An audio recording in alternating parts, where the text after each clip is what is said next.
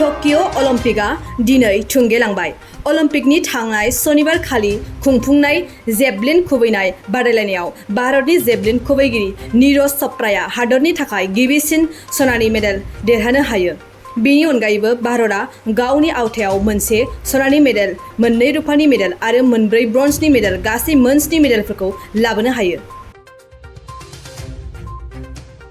नगाव जिल्लानि सामगुरि काटवालनि गेरुवा मुखायाव आयेन बेरेखा ड्राग्सनि हेंथायै हाबाफारि लानाय समाव पुलिसनि एनकाउन्टाराव खायरुल इस्लाम मुंनि सासे ड्राग्स फालांगिरिनि जिउ खहा।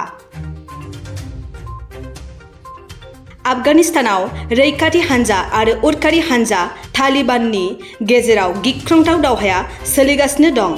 आफगानिस्ताननि खन्डुज ओनसोलाव उदखारि हानजा तालिबानआ थांनाय 48 घन्टानि गेजेराव 2 मिरु थावनिखौ गावनि आवथायाव लायो। गुबुन फारसेथिं आमेरिकानि अख्रांमा रौनिया हानजाया फाइटार प्लेनजों गाग्लोबनायाव गासै सा 500निबो बांसिन तालिबानफोरनि जिउ गोमायो होननानै मिथिनो मोननाय जादों।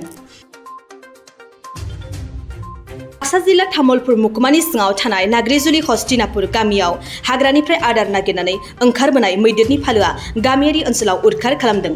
गोबां सुबुंफोरनि न' बां सिफायनायजों लोगोसे आबादफोरखौबो खहा खालामलाङो।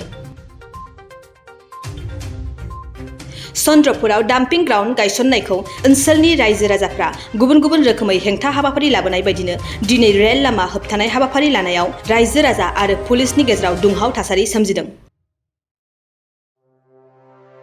भबानिपुर बियाबनि AIUDF नि MLA फणीन्द्र तालुकदारा BJP दोलोआव हाबनो गोसो जानायखौ आसाम रायजोआरि BJP नि आफादगिरि भबेश कलिताया फोरमायनायजों लोगोसे MLA फणीन्द्र तालुकदारा दोलोखौ नागारनानै थाबैनो BJP आव हाबफैगोन होननानै बुङो। बाक्सा जिल्लानि गरेस्वराव रन्जन दैमारिनि उकिल मानस सरनियाया खौरांगिरि मेल खुंदों। रायजो राजाफोरा रन्जन दैमारिखौ उदां खालामनांगौनि दाबि दैखांनायखौ जुक्ति गोनां होननानै बिथाङा फोरमायो।